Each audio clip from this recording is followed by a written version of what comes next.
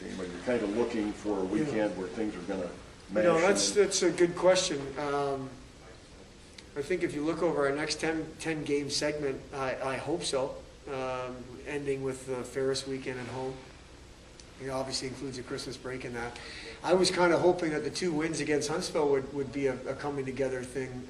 We had lost 3 in a row, and then we won 3 in a row, and it didn't do that.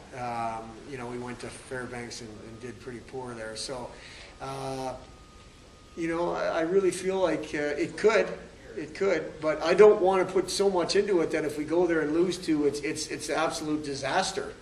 Because I still look at this as a marathon and not a sprint in a hockey season, and we're still in the learning process. We're still in the learning process of player to coach, player to player, player to system, player to expectations on a daily basis. There's no doubt about that. So, the only issue I have with putting so much onus on winning 2 is if you don't win 2, is that the end of the world, and it isn't.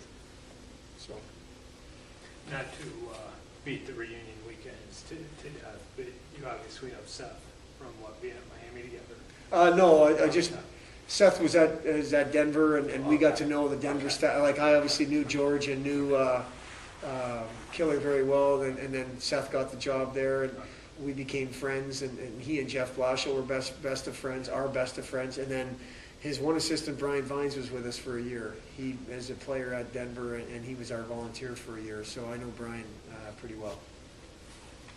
And then are you taking everybody this week? Yeah. Any other questions for Coach? All right, thank you, Coach. Thanks, Coach.